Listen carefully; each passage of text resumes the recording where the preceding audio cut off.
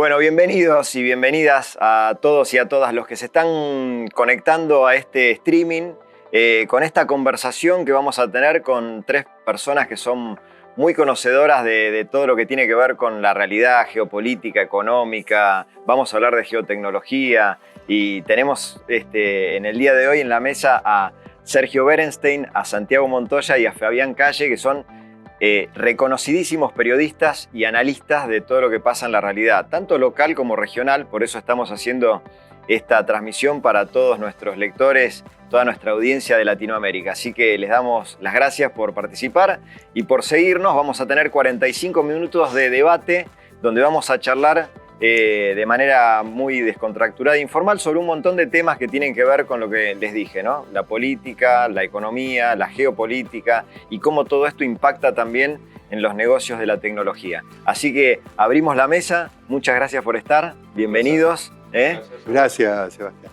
Santiago, Fabián, Sergio. Bueno, vamos a empezar a debatir temas. Yo tengo acá un montón de cosas que nos estuvimos planteando como para charlar, pero lo primero que me gustaría saber es ¿cómo está Latinoamérica hoy? No sé si querés, Santiago, empezar vos. Me parece que si podemos nosotros ayudarnos a repartir el juego, me da la impresión que ese panorama conviene que Sergio y Fabián empiecen. Sí. Sergio. Hay dos miradas. Hay una mirada un poco pesimista de la región que plantea que efectivamente estamos ante un momento de mucha convulsión, con países que están experimentando procesos internos complejos o transiciones que generan incertidumbre. El caso de México, por ejemplo. Colombia. Hay una visión que plantea que hay liderazgos, en algún sentido, no logran responder a la demanda de la ciudadanía. Es bastante tradicional ver a América Latina, digamos, como una zona que tiene mucha violencia, que tiene mucha desigualdad, una mirada bien negativa. Hay otra mirada, con la cual yo me identifico un poquito más, donde dice, sí, pero. O sea, eso es cierto, a pesar de lo cual pasan un montón de cosas que son realmente notables y que yo creo que, mirando la perspectiva, pueden hacer diferencias, ¿no? Tenés, por ejemplo, el país que más crece en el mundo está en la región, que es Guyana. Que tiene un boom, obviamente, vinculado a los hidrocarburos. Y dice, bueno, es el país que más crece en el mundo. Si el mundo creciera a tasas de Guyana, sería, es imposible, pero sería una cosa, digamos, muy notable, ¿no? Tenés, bueno, por ejemplo, innovaciones importantísimas en diferentes áreas, incluyendo la tecnología. Hay como nichos de no solamente innovación, sino de creación de valor, de cuestiones que están mostrando que, a pesar de todo, hay avances que no son, en mi opinión, menores. Ejemplo, México. Gracias al nearshoring, al friendshoring, y también la cosa que tiene que ver con el Tratado de Libre Comercio, está viviendo, no todo México, por supuesto hay problemas internos, pero un proceso impactante de creación de nuevas empresas. Hay zonas del país que están totalmente transformadas y te pone de manifiesto que el libre comercio hace la diferencia. Hay que esperar 3 décadas, está bien, 3 décadas en la historia de un país no es nada. Síntesis, una zona llena de heterogeneidad, difícil armar una definición que dé cuenta de todos estos matices, pero me parece que los matices son los que hacen la diferencia. Sí, ahora sí, Santiago, un poco lo que dice Sergio, a ver, fragmentación económica, mayores costos globales, que son un poco las realidades que se están viviendo hoy, ¿no? Menor nivel de bienestar, transiciones complicadas. Creo que esto resume un poco, en líneas generales, cuál es la situación de Latinoamérica, ¿no? Me parece que vamos a ver qué reacción tiene Fabián con esto, ¿no? Porque me parece que lo ideal es provocarlo, digamos, para que salga a Fabián, ¿no? Pero, digamos, yo lo provoco a Fabián y a Sergio también en cierta medida y a todos ustedes con el planteo de que me parece que lo central para Latinoamérica en esta etapa es, frente a este contexto geopolítico mundial, qué posicionamiento toma. Por ejemplo, nosotros tenemos que tomar conciencia de que nosotros habíamos navegado en materias de lo que es geopolítica por un mar demasiado tranquilo que en la historia universal no tiene muchos paralelos. Es decir, Estados Unidos ganó la Segunda Guerra Mundial y prácticamente hasta la caída, si bien la caída de la Unión Soviética y el fin de la Guerra Fría fue un acontecimiento trascendental, pero bueno, en algunas de las gráficas que nosotros, que Sebastián ha repartido para ustedes ahora van a ver que cuando es un estudio de la Drexel University sobre las sanciones económicas y los flujos comerciales, van a ver que en 1950 básicamente la interrelación económica, que refleja por supuesto las relaciones políticas entre los países, era muy distinta, eran prácticamente bloques completamente aislados. Entonces cuando cae la Unión Soviética, la verdad, en la etapa hasta la caída de la Unión Soviética no había grandes novedades. Había un líder del mundo libre que era Estados Unidos, con su aliado principal que es Reino Unido, y estaba todo muy calmo. Cuando ustedes miran la historia mundial, esto no es lo habitual. Lo habitual es que cada 5, cada 7 años uno invade otro y ha habido grandes acontecimientos. Entonces todos nos engordamos y nos pusimos, más allá de lo físico, todos engordamos y nos pusimos paquidérmicos. Los economistas son los principales, no solamente los economistas argentinos, sino a nivel internacional. Justamente nosotros nos hicimos un espacio en Estados Unidos ofreciendo esta visión, es decir, cuidado que los marcos de análisis económicos, cuando aparece el final de una etapa de unipolaridad, como ha ocurrido ahora, empiezan a ofrecer cambios sustanciales. Sergio mencionó el nearshoring, el friendshoring, que son fundamentales. Fíjense que todo el sistema de Naciones Unidas entra en crisis. ¿Qué pasa con el GATT, con la cláusula de la nación más favorecida, en un contexto como este, donde sistemáticamente los países están dando beneficios fuera de esa regla general que sigue vigente? ¿Por qué? Porque está el nearshoring o el friendshoring. ¿Qué pasa si se presentan en los ámbitos jurisdiccionales apropiados los países a reclamar, pero vos a México le diste esta ventaja para que se establezca la planta de chips, vos le prohibiste a empresas americanas que exporten estos chips a China, y todo eso evidentemente lo que está mostrando es que estamos en un mundo que está en reconfiguración. En América Latina me parece que tiene que aprovechar todas esas oportunidades, pero tiene que fijarse muy bien de no pisar los cables de alta tensión. Nosotros con Fabián hablamos mucho de esto y vimos, por ejemplo, hace poco muchos líderes políticos argentinos están diciendo no, con este no tengo más relación. Pero ustedes van a ver en algunas de las cosas que mostramos acá, creo que está, bueno, esa justo no está, pero por ejemplo van a ver que Estados Unidos es el principal comprador de productos chinos. Estados Unidos es el mismo que Richardson bajó acá y dijo no hagan negocios con China, David Rovía no, porque si nosotros tenemos un conflicto tenemos que estar alimentando a nuestro enemigo, pero son nuestras fuentes de ingresos. En el speech de Sullivan, el 27 de abril, creo que fue en abril ahora, que está frente a, esto fue, el de Sullivan fue, a ver, acá lo tengo, el de Sullivan fue, sí, 27 de abril, no me equivoco, en Brookings Institution, te está diciendo cuáles son los elementos críticos para la era tecnológica que hoy existe, que no es la misma revolución industrial que le hizo a Estados Unidos ganar la Segunda Guerra Mundial, que era del petróleo, del gas, de la energía. Esta es de por lo menos 50 insumos tecnológicos fundamentales que muchos no escucharon nunca, paladio y otros elementos, muchos otros que son tierras raras, que son donde Estados Unidos solamente tiene falta total o falta muy grande de los 50 elementos, tiene prácticamente por ejemplo, dice Sullivan, tenemos el 4% del litio que necesitamos, el 13% del cobalto, el 0% del níquel, el 0% del grafito, y sigue el listado. Entonces, en todo este contexto, ¿cuáles son los posicionamientos que Latinoamérica tiene que tomar para poder aprovechar este contexto de disputas geopolíticas y aprovechar oportunidades de negocios y de expansión, pero no pisar el cable de alta tensión? Porque, por supuesto, nosotros pertenecemos a Occidente, bueno, no sé si vos, Fabián, pensás otra cosa, pero pertenecemos a Occidente, nuestro líder es Estados Unidos, pero Estados Unidos no ha sido capaz de ofrecer un contexto de desarrollo para América Latina. Ustedes sin duda han notado que Estados Unidos sí fue capaz de ofrecer una barrera de desarrollo en Europa frente al avance del marxismo después de la Segunda Guerra Mundial, donde en Francia, en el segundo semestre de 1945, ya la izquierda empezó a ganar las elecciones, en Italia, entonces ellos ofrecieron una barrera de desarrollo, Corea del Sur, Japón, para evitar la expansión del marxismo en Asia.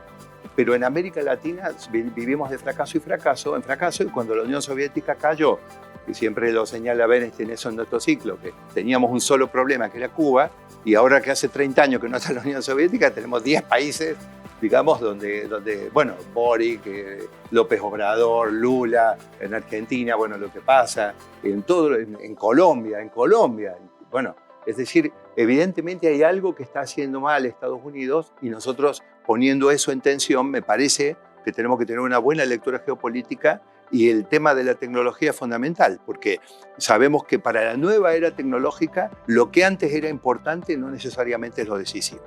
Abriste tantos frentes que no sé por dónde seguir ahora, pero... Y bueno, pero es que yo muy elegante, está muy elegante. Siempre tenemos tiempo. Es que yo me aprovecho yo aprendí mucho en este ciclo de Fabián y de Sergio, y obviamente, digamos, me aproveché de eso. Bueno, no sé queda grabado. Sí, no. Abrió muchos frentes. No sé qué piensa. Sí, casualmente Fabián te iba a preguntar toda esta situación política que estuvieron acá desarrollando Sergio y Santiago, cómo afecta, ¿no? el tema del clima de las inversiones y los negocios, que es lo que más interesa también. A ver, yo creo que hay dos planos. Uno es que el problema en América Latina no parece ser el exceso de poder político, sino la fragilidad, ¿no? Castillo duró 6 meses, Boric va a terminar el mandato porque Chile es un país institucionalizado, pero es un gobierno que está muerto.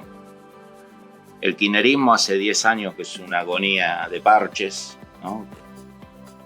Parche tras parche tras parche. Ya sabemos en qué situación queda la Argentina después de este largo experimento. Colombia, el gobierno de Petro, está a tiro de fusil judicial. Es una campaña que ha sido financiada brutalmente por el narcotráfico y el hijo sale de testigo de la justicia de esa actividad. Venezuela, 8 millones de refugiados por el mundo, es una dictadura que ya no ejerce dictadura sobre nadie porque se están yendo todos, digamos, ¿no? Está fundida, económicamente fundida. El propio Lula tiene que comprar a medio mundo, crear 40 ministerios para darle un poco de gobernabilidad, abriendo un ministerio por semana más o menos. A lo mejor termina el mandato con 100 ministerios. Con una política exterior muy poco prudente, ¿no? ¿No te gusta lo de Irán? A ver, digo, eso, el otro día me llama a la Folha de Sao Paulo, ¿no? Para entrevistarme sobre el viaje de Massa a Brasil. Básicamente le dicen que le fue a pedir plata, digamos, ¿no? Para no perder tiempo. Yo siempre, Fabián, el mismo mal pensado. Simplificando todo. Sí. Y le dije que para los que seguimos la política argentina era muy fácil entender este Lula, porque es un Lula argentinizado. Blanco, negro, fóbico, con clichés, ¿no? Es como uno de los nuestros, digamos, ¿no? Entonces, para la ciencia política argentina, este Lula es facilísimo de entender. Entonces, es una región donde el poder político es frágil o líquido, ¿no? De hecho, la Argentina ha votado a una persona que no va a poder gobernar o que no puede gobernar. Y si va a gobernar, va a tener que traicionar todo lo que prometió, ¿no? Y sabemos que no es Menem. Menem prometió un montón de cosas y después desandó. Pero tenía atrás el Partido Peronista Unificado, 20 años de experiencia política, 9 años de gobernador, un mundo unipolar. No es Menem, ¿no? Entonces, en ese escenario de fragilidad, la clave es cómo cada país va solucionando esta crisis. Chile va a tener una crisis importante, nosotros tenemos una mega crisis. Brasil creo que va a tener un problema importante si Lula sigue en este camino de argentinizado. Bueno, Perú, la única institución en pie que queda es el Banco Central, digamos. Cuando ustedes lean que alguien intervino en el Banco Central en Perú, escapen, ¿no? Porque es el último baluarte. Colombia, sabemos en qué situación está. Ahora, la contracara de esto es que es una región que se ha tornado mucho más relevante para Estados Unidos, no solo que en los últimos 30 años, sino en los últimos 100 años.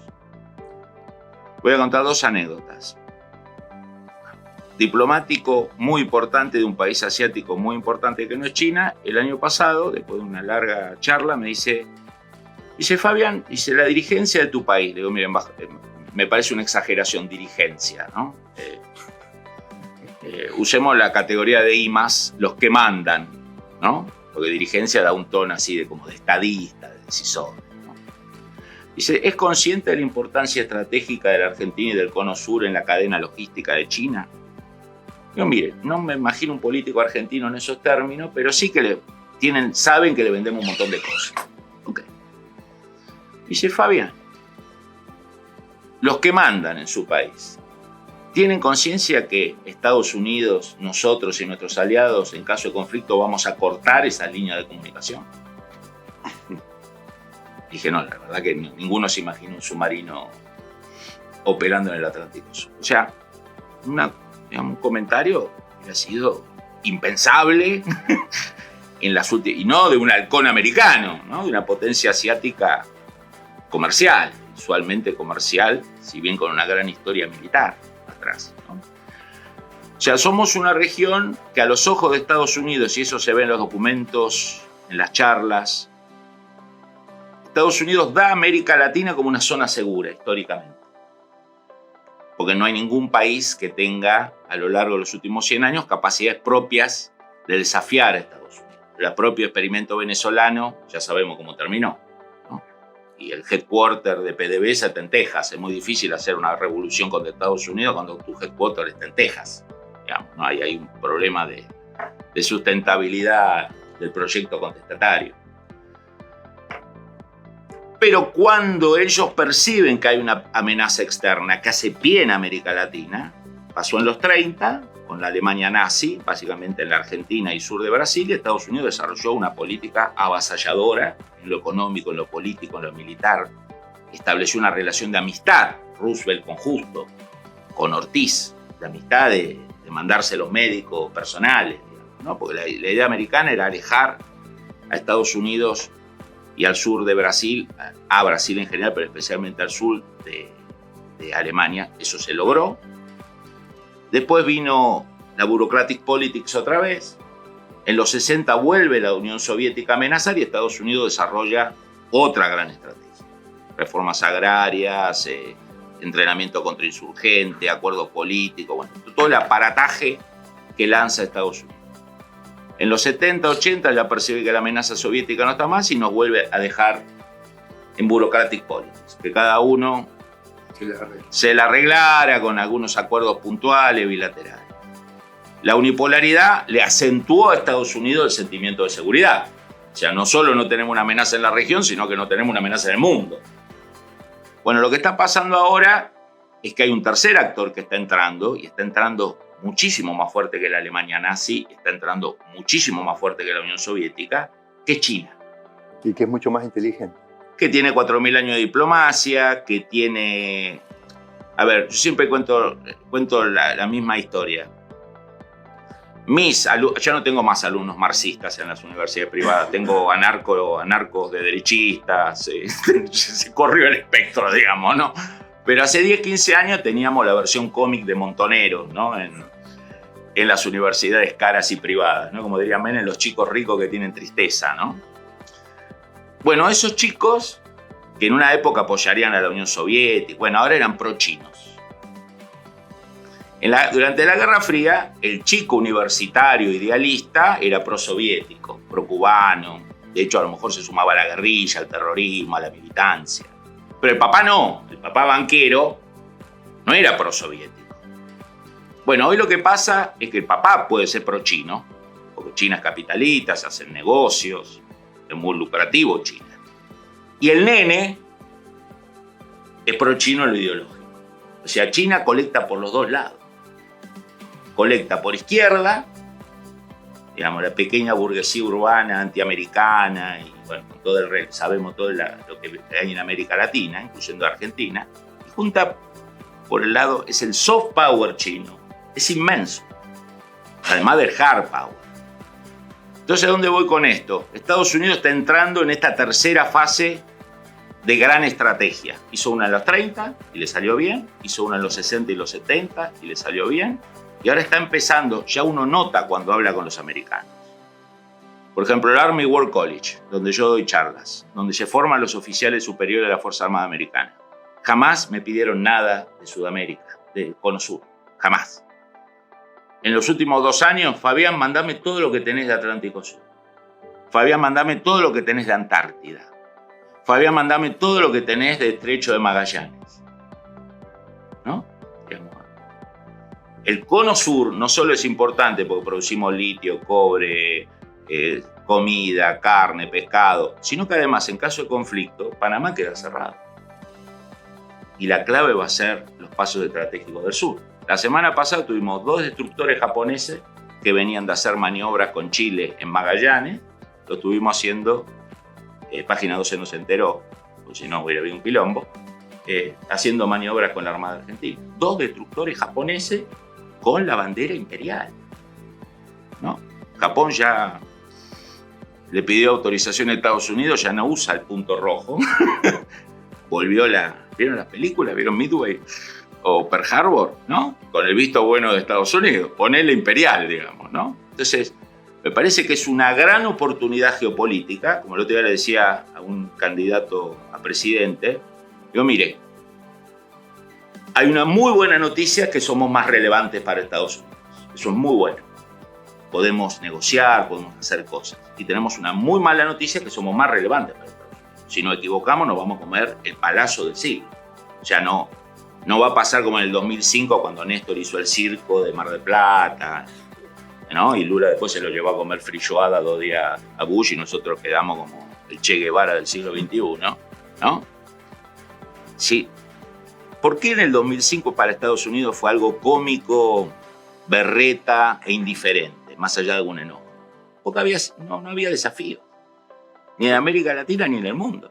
Pero Fabio, nunca más que esté dentro de la Casa Blanca. Nunca más. Por eso, un enojo, pero sin... Pero hubo reprimendas. Eso no hubo enojo, casi nos saca la categoría mayor Estrotán. Claro. Pero digo, en esta situación actual y en la década por venir, si hacemos un circo así, no va a ser, no te invito, va a ser mucho más grave. O sea, va a ser parecido o más a lo que Carlos Escudé en su famosa tesis, Carlos Escudé, Dios lo tenga en la gloria, su tesis del 82 es revisar los archivos del Departamento de Estado.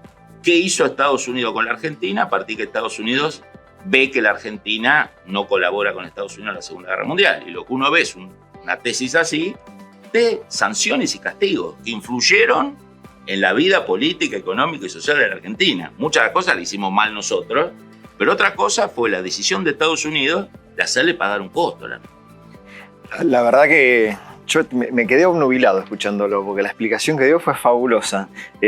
Sergio, me gustaría volver a vos y preguntarte, esto, ¿cómo está? ¿Cuál es el papel, digamos, del sector privado y el público en toda esta coyuntura que explicó, creo que perfectamente, Fabián?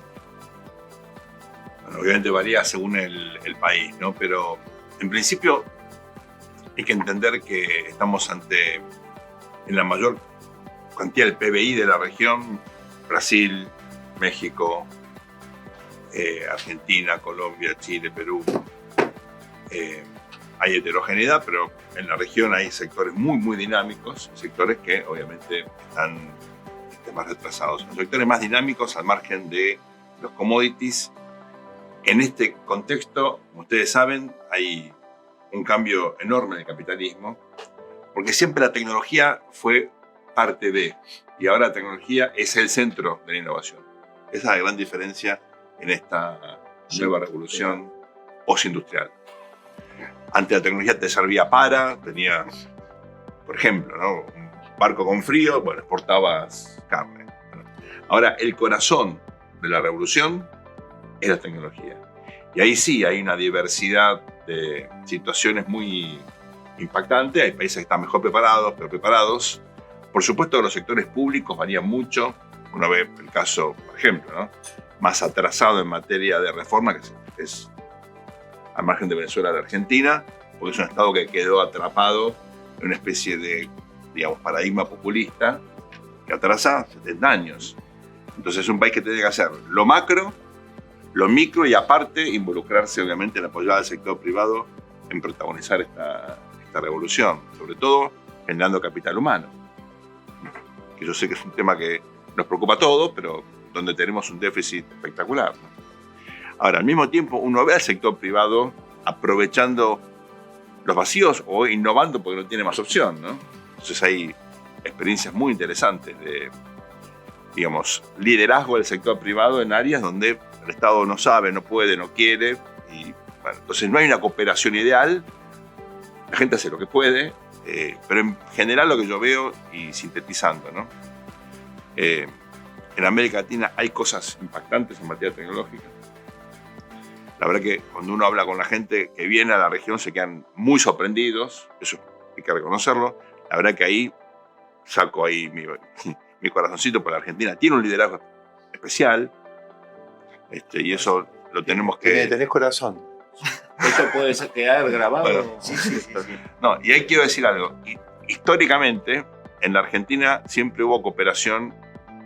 Uno ve, bueno, está de moda ahora, ¿no? El CONICET, por ejemplo, todo el desarrollo tecnológico de las Fuerzas Armadas. Hubo mucha cooperación público-privada con mucha inversión pública en algunas áreas que tuvieron, por ejemplo, todo el desarrollo nuclear argentino es fruto de eso. Ahora uno ve el Estado mucho más acotado y con el frente que tiene de reformas macro y micro, no lo veo con la capacidad de tomar el liderazgo. Por eso yo creo que el sector privado tiene un papel fundamental, pero, y aquí le paso la pelota a ellos dos que son los especialistas, me parece que las Fuerzas Armadas tienen un rol para jugar, fundamental. Porque ahí sí hay capital humano, hay posibilidades, hay una internacionalización que facilita también esto. Yo creo que viéndolo en Estado o sector privado veo dificultades, pero con instituciones específicas creo que hay mucho para pensar en conjunto. Sí. A mí lo que me interesa de lo que decía Sergio Santiago es esto que planteaba él de la Guerra Fría, digamos, Sí. y cómo la tecnología, digamos, está metida o está en el ojo de la tormenta. Quiero todo decir eso, ¿no? que hoy estamos en un contexto de guerra no tan fría, que se desarrolla en 4 planos, uno el económico-financiero, digamos, el propio dólar que está puesto en jaque. En mi opinión, no va a ser desplazado como la principal moneda mundial, pero habrá otra que compite, no es lo mismo que antes. Después el plano justamente el tecnológico, que es lo fundamental, donde estamos hablando y donde antes habíamos planteado que cuidado que la era que empieza ahora, coincido absolutamente con Sergio respecto a que la innovación, la tecnología es lo fundamental, pero esto ya no lo deja a Estados Unidos en una posición de hacer en forma despótica lo que se le da la gana. Luego el ámbito espacial, militar espacial, por ejemplo los desarrollos hipersónicos, donde Estados Unidos de nuevo yo le llamo siestas estratégicas, es decir, Estados Unidos de vez en cuando se dedica a dormir la siesta, ya lo vimos con el desarrollo espacial, 1957 Sputnik, a partir de ahí la perrita Laika, después Yuri Gagarin, demoraron hasta 1969 en volver a ganar, digamos, y sentar supremacía a través de mandar el hombre a la luna y volver, pero hubo una década donde estuvo la supremacía en manos soviéticas. Hoy en día, ustedes saben que el programa hipersónico americano fue cancelado después del fracaso en las pruebas de la primera semana de marzo. Esto es oficial, el jefe de la Fuerza Aérea Americana lo informó en el Congreso Americano a la tercera semana de marzo, mientras Rusia dispone de misiles hipersónicos operativos ya, que no son decisivos con cabeza convencional, pero con una cabeza nuclear táctica. Mejor mantener las flotas de portaaviones lejos porque solamente sirven para amedrentar a los países débiles como nosotros. Entonces digo, cuidado con estos temas porque Argentina no puede vivir. Argentina me parece que ha llegado al límite, Sebastián. Vos ya con el fracaso, mirá lo que ha hecho la sociedad. La sociedad ahora se lanza al vacío. Se lanza al vacío político, es decir, con unos riesgos, digamos, que nadie sabe. Yo no quiero ser catastrófico, es decir, yo lo conozco a Milei, lo conozco bien, y es muchísimo menos loco de los que no lo conocen, piensan que es muchísimo más razonable. Lo que no podemos ignorar es que no tiene partido político, no tiene armado, no tiene un equipo de primera línea a la vista, y faltan 2 meses, es decir, tendría que ser realmente una cuestión Pero la sociedad argentina se cansó. Y si Estados Unidos sigue con el tema de que primero te controla propiciando dictaduras militares, un día se da cuenta que eso había que reprimirlo y que no tenían que ser dictaduras militares, son democracias. Pero son democracias, digamos, que están intervenidas y bloqueadas. Miren lo que acaba de hacer el Fondo Monetario Internacional, que no hace más que coleccionar fracasos y que a mi juicio, coincido con el presidente Trump, todo ese sistema de Naciones Unidas hay que dinamitarlo y hacerlo de nuevo, pero acaban de propiciar la devaluación más fracasada de toda la historia argentina. Es decir, ya estamos en 130% de brecha de nuevo y contando, porque la inflación de este mes va para 11,6 aproximadamente, la del mes que viene no creo que sea menos que 13, y contame cómo aguanta ese nivel de tipo de cambio oficial, y cuando entras con una espiral de este tipo, casi estás a la puerta de una hiperinflación, ¿no es cierto? Entonces, no estoy diciendo que va a ocurrir la hiper, pero que es una dinámica de deterioro nominal que puede ser imparable. Ahora, todo eso todo eso es la pertenencia. Nosotros oscilamos entre gobiernos argentinos que se ponen hostiles, lo que dijo Sergio, digamos, vamos y hacemos la ridiculez, que la verdad que me da vergüenza ajena en este momento acordarme de la anticumbre esa de Mar del Plata. O la verdad, Alfonsín con Reagan. La verdad, creo que son los momentos más tristes de nuestra historia, pero pasamos de esa ridiculez a un movimiento pendular de alineamiento ciego, es decir, no le vamos a abrir más la puerta a China cuando Larry Summers, nada menos que Larry Summers, te está publicando y diciendo, miren, nosotros tenemos un problema en América Latina, venimos y les hablamos de valores y les damos una conferencia. Mientras que los chinos vienen con una valijita, con un puente, con una autopista, es decir, digo, los gobiernos quieren cosas efectivas para mostrar en su avance. Nosotros tenemos que encontrar la manera de no pisar los cables de alta tensión, seguir perteneciendo a Occidente. No me imagino que en Argentina nosotros tengamos alguna coincidencia cultural ni con Rusia, ni con China, ni con ninguno de ellos. Pero acá, por ejemplo, quiero advertir algo en el material que preparamos para ustedes. En el listado de los minerales críticos para la actual etapa tecnológica, van a ver que la bandera argentina aparece solamente en uno, que es el litio, y casi todas son banderas chinas. Es decir, Estados Unidos, de los 50 minerales críticos que dije para esta era tecnológica, que no es la misma que la de los primeros tiristores y demás de hace 40 años, arsénico, galio, grafito, indio, manganeso, tantalio, iridio, bismuto, tierras raras, antimonio, todas cosas que incluso algunos no los tenía, me había olvidado de la tabla periódica de los elementos en estos rubros. Pero fíjense, Argentina aparece en uno solo. Lo que pasa es que esto se refiere a lo que Estados Unidos importa hoy. Pero Argentina tiene núcleos polimetales ya descubiertos, por ejemplo, por la Armada Argentina a través de los buques de investigación científica o en el propio territorio argentino, que no están explotadas y puestas en valor, pero que prácticamente, es decir, lo dice Sullivan, no lo digo yo, Argentina tiene más capacidad de proveer este tipo de insumos estratégicos que el propio Estados Unidos abasteciéndose solo. Cobre, por ejemplo. Cuidado que la Unión Soviética, todavía lo tengo en la cabeza. Eso es Fabián que me mete en la cabeza que son lo mismo, pero en realidad Rusia tiene muchos más de estos elementos, empezando por el uranio. El año pasado Estados Unidos, que les prohíbe a los países comprarle a Rusia, se abasteció en Rusia de uranio, porque Rusia es el principal productor mundial de uranio y Estados Unidos no tiene ni la sexta parte de lo que necesita. Entonces, fíjense ustedes cómo nosotros tenemos que aprovechar todo esto para ponerlo en tensión y obviamente tener una política madura de relaciones con Estados Unidos, porque nosotros no podemos cruzarnos del otro lado y hacer las ridiculeces que hicimos, pero no podemos seguirle mostrando a la sociedad argentina que seguimos fracasando, porque después de este experimento político de hoy, ¿qué viene, Sergio? ¿Qué viene si fracasamos otra vez? Fin de régimen. Riesgos fin de régimen. Fin de un régimen político de 42 años. No, pero ese ya pasó, me parece. No, pero no necesariamente es una vuelta a los 60, a los 70. No va a ser la democracia que se pensó en el 83, no resiste más. Va a ser otro modelo, no sabemos, no va a ser parecido a nada anterior. Yendo a lo que decía Sergio, yo creo que el principal virtud que tiene que tener un empresario, un líder político, un presidente, es entender en qué polaridad estamos. Yo creo que hay mucha gente que cree que estamos en un mundo multipolar. Lula cree que está en un mundo multipolar. Nuestro canciller y el presidente, no sé si está en ejercicio o no, cree que el mundo es multipolar. Fue alumno tuyo, recordemos. No, él no, fue uno de sus ministros. Tendría que haber sabido inglés no sé cómo hizo, pero bueno, no importa.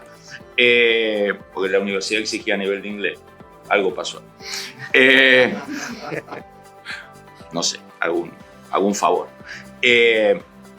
Digo, y en realidad el mundo es bipolar. Cuando uno mira el poder económico, los presupuestos. Veamos los BRICS. Ayer una discusión en una universidad sobre el tema de los BRICS. Todos los antiamericanos, las viudas de los no alineados, están todos en estado de excitación, especialmente los más de 60 se sienten otra vez en el 73, digamos, ¿no? Con los BRICS.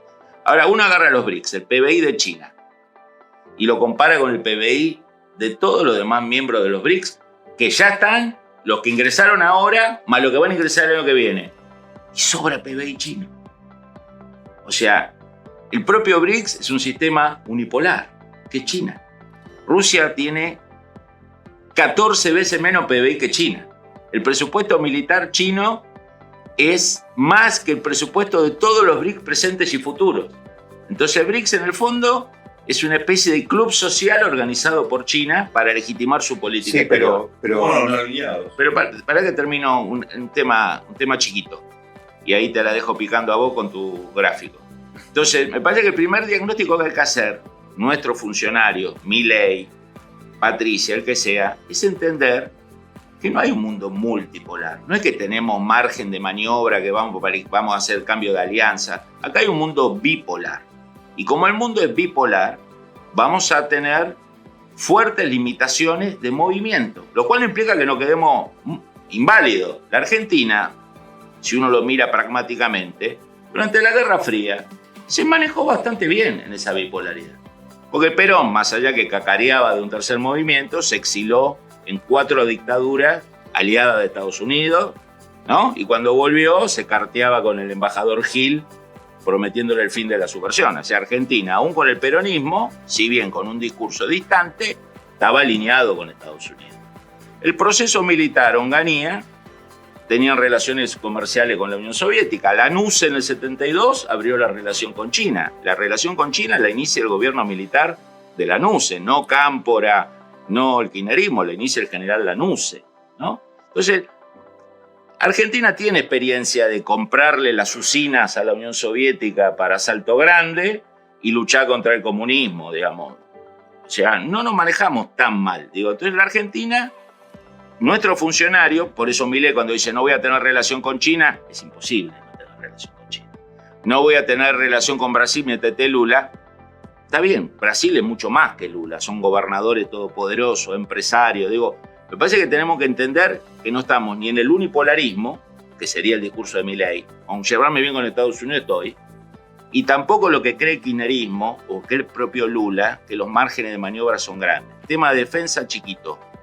Hace 5 meses hay un programa conjunto del Comando Sur de las Fuerzas Armadas de Estados Unidos con la Secretaría de Comercio de Estados Unidos. Nunca pasó. Viajan junto a países y alientan la instalación de fábricas de microchips, donde la generala Richardson, que va a ser la próxima jefa del ejército americano, su próximo destino seguramente va a ser jefa del Army, y la Secretaría de Comercio, ya el primer hub lo van a abrir en Panamá y en Costa Rica. Entonces yo digo, la industria tecnológica de América Latina, una de las cosas que tiene que entender, que el presupuesto más grande del Estado americano es el Pentágono, 850.000 millones de dólares, ¿no? El Departamento de Estado tiene 50.000 millones de dólares. A veces pensamos que el más importante no es el más importante es el Pentágono. Son 850.000 millones de dólares, o sea, 2 Argentinas en presupuesto de defensa. Los tipos están en una tarea de relocalización, porque en el fondo lo que están tratando de hacer es sacar de la zona cercana a China producción de tecnología y acercarla a zona segura de Estados Unidos. Bueno, la Argentina ahí tiene una gran posibilidad, porque somos importante en materia prima, importante el recurso natural, importante por la llegada a la Antártida, importante por los pasos estratégicos, pero podemos dar otro paso más, que es el tema tecnológico.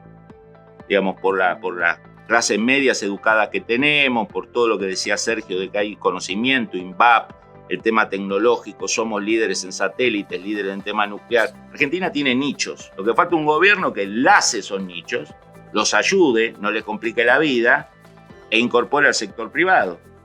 Bueno, ¿te acordás que en la presentación que hicimos contigo en CARI, en materia de tecnología y de temas militares, hablábamos, por ejemplo, de enlazar, porque muchos de que piensan en el pasado están pensando todavía en Tandanor, claro, en todas esas cosas, viste, todos los gremialistas de ATE ahí que viste que están tratando que cada vez... Barco que tardan 10 años. Rogás por favor que no contraten ningún barco porque mientras cada barco se triplica las pérdidas. O sea, si vos tenés un barco, perdés 500. Si tenés 2 barcos contratados, perdés 1000. Es decir, pero sin embargo, vos tenés ahí el circuito, por ejemplo, tecnología hardware, el INVAP.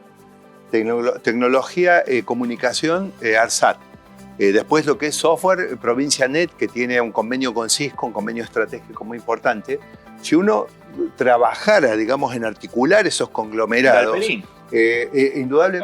Indudablemente uno podría tener ahí un motor de innovación. De todas maneras, quisiera mencionar alguna cuestión respecto al tema BRICS. Como obviamente ya dije, lo escucho todo el tiempo a Fabián y a Sergio, el tema BRICS no podía estar ausente, entonces en el mail ustedes van a encontrar bastante material sobre el tema BRICS. Algunas cosas que quiero llamar la atención.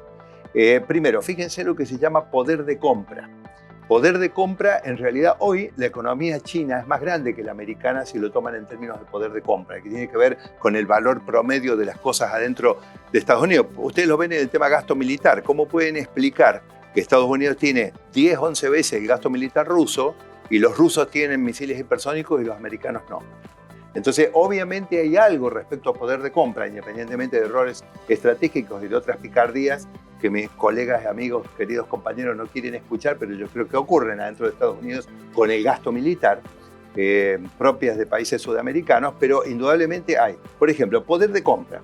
Resulta que en términos de PBI per cápita, en poder de compra, Rusia es mucho más que China, es decir, por habitante. Pues el habitante ruso en promedio es, yo diría, viendo así a grosso modo esto, 35-40% más de poder de riqueza por habitante que lo que tiene China. Amigos enemigos, adentro de lo que dijo Fabián, China. Sí, China se come el BRICS. Miren la desconfianza con que miran a China los principales socios de los BRICS. India, por ejemplo, tiene un rechazo masivo a China. Pero ¿qué es lo que ocurre? Miren también las fuentes. Nosotros solamente presentamos fuentes occidentales de primera línea, IMF y todo eso. Sí, bueno, obviamente se equivocan, pero bueno, tienen buenas bases de datos. Pero digo, no hay... Bueno, cuando ustedes ven la proyección de Goldman Sachs del PBI mundial para el año 2050, porque Sebastián dijo, piensen para adelante. Bueno, ahora es que se haga cargo, 2050. Cuidado, que esto no es en poder de compra, sino en PBI puro y duro. La economía de Estados Unidos pasa a ser el 90% de la economía china. O sea, China bastante más grande que Estados Unidos. Ahora, ¿qué le pasa al BRICS? Que la India prácticamente, digamos, tiene un crecimiento arrollador y ya pasa de ser un vagón de cola de BRICS a ser un componente muy importante y va con, me pregunto, con esa desconfianza que tienen, Fabián, y que es enemiga de China, con esta desconfianza que ustedes van a ver en los cuadros. Cuando India adquiere este volumen, ¿qué pasa con los BRICS? ¿Se ponen inestables o no? Todas estas son cosas que hay que planteárselas en perspectiva, porque en realidad son... Quiero matizar un poquito esto mirando... Sí, yo les aviso, quedan 5 minutos, así que matizalo. Para cerrar la transmisión, quedan 5 minutos, matizalo y después hacemos un mensaje final. Porque hasta ahora focalizamos en el sector real de la economía. Y yo quiero recordarles que lo que se llama el sector financiero, ese que a vos te gusta, pero a mí sí. Sí, pero a vos te gusta cuando vos ganás plata, pero cuando perdés no querés hablar de eso. No, pero ¿a qué me refiero? Que en definitiva, cuando uno ve cómo se canalizan los recursos a nivel global, todavía los países que tienen derecho de propiedad reconocidos globalmente, Estados Unidos, el Reino Unido, Suiza y Singapur, son los que concentran y atraen todo el capital, toda la riqueza que se generan, fundamentalmente en los BRICS. Entonces, acá tenemos una ventaja estratégica fundamental de Occidente, que son los derechos de propiedad, son las instituciones, no por defender. Pero los mapuches y todo eso, ¿dónde queda el tema de los derechos de propiedad? Hablo en serio. Entonces acá, esto hay que mirarlo en perspectiva, porque la ventaja fundamental de Occidente en materia institucional es el derecho de propiedad. Bueno, y eso es vital. Sí. Entre eso y la tecnología, me parece que al margen de las cifras duras, que es cierto, en términos de tamaño de la economía, recursos militares, creo que ese desbalance a favor de Occidente es lo que hace toda la diferencia. Por eso es tan importante, incluso mirando de vuelta a América Latina, focalizar en los aspectos políticos, y ahí sí yo estoy un poquito alarmado, porque hay países como la Argentina que está años luz en materia institucional, no tenemos ni siquiera moneda. No, pero y que el derecho de propiedad que acabas de señalar vos como un elemento fundamental y que yo comparto absolutamente, está en jaque en Argentina. No, por eso. Argentina, salimos de una situación donde estaba en jaque el derecho de propiedad, entramos ahora, por suerte, hacia un giro fundamental desde el punto de vista ideológico. Entiendo el miedo, entiendo la incertidumbre, pero la sociedad giró hacia el centro y la política acompañó. Nos sorprendimos todo este resultado, pues yo les recuerdo, hasta marzo, abril de este año yo tenía inversores extranjeros que me preguntaban si la Argentina iba a ser la nueva Venezuela en América Latina. Bueno, ahora le tienen miedo a Milei. Prefiero este miedo y no el otro. Claro. Hay un tema muy importante cuando hablamos de, porque esto tenemos una visión general, creo que la que intentamos aportar nosotros tres, es el rol de Estados Unidos en materia de liderazgo. Por eso yo creo que el desastre de la administración Biden es algo que causa mucho daño en términos de lo que acaba de plantear Sergio, también lo que desarrolló Fabián. Es decir, en Estados Unidos, de hecho, a pesar de que justamente la institucionalidad lo mantiene a salvo y el motor de innovación y de tecnología que tiene indudablemente lo salva, pero las dudas sobre el derecho de propiedad hasta ciertos valores, por ejemplo, saqueos de hasta $400 lo permiten. Esto es una cuestión impensada y yo creo que el propio Estados Unidos no está tomando conciencia para los países que venimos mucho detrás en materia de desarrollo, que no es solamente económico, sino social y cultural, el daño que produce ese mensaje confuso que baja de la administración Biden en la actual etapa. Vamos a cerrar con, la propuesta que teníamos de este debate, que era parar y pensar, creo que pusimos una pausa. Como en un minuto, Fabián, les voy a pedir un minuto final a cada uno, ¿cómo pensamos para adelante entonces, en función de todo lo que contaron? Un minuto, así cerramos. Muy breve, yo creo que si la Argentina logra una mínima estabilidad institucional en el mediano plazo, tenemos una gran oportunidad. Estamos en el mapa por recursos naturales, estamos en el mapa por tecnología, estamos en el mapa por geografía, estamos en el mapa porque Lula se está equivocando muy feo. Ayer dijo que los BRICS era un proyecto de contención geopolítica de Estados Unidos. Bienvenido para nuestra diplomacia si lo sabemos aprovechar. Ya no va a ser más el niño bonito de Estados Unidos. Tenemos una historia de saber balancear bien con los chinos y con polos, Unión Soviética, Estados Unidos. Ahora puede ser China, Estados Unidos.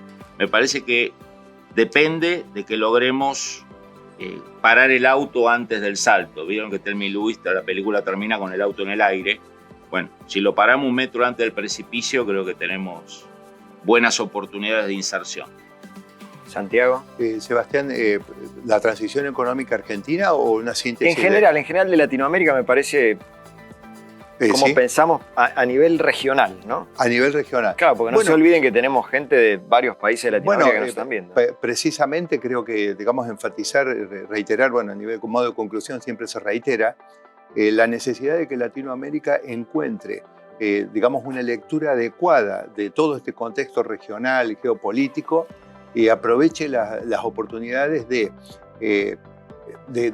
toda esta etapa tecnológica. Creo que lo fundamental es lo tecnológico, pero sin pisar los cables de alta tensión. Es decir, nosotros pertenecemos a una parte del mundo, pero el líder de esa parte del mundo, precisamente el que más negocio hace con China, el que le compra metales estratégicos a Rusia. Es decir, nosotros necesitamos encontrar la manera de hacer los negocios que le sirven a nuestros países latinoamericanos sin salirnos de Occidente.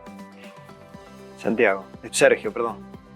Ya te dije Santiago al principio. Lo que pasa es que yo me presenté como Sergio Berestein, entonces. Una idea general y una particular. Creo que hay obviamente desafíos de estatalidad muy básicos de orden público en la región que nos obviamente preocupan a todos. Y hay que pensar que para que el sector privado se desarrolle, sobre todo sectores intensos en capital, que demandan capital humano, los estados tienen que funcionar mejor. Lo digo en general para América Latina, en particular para la Argentina.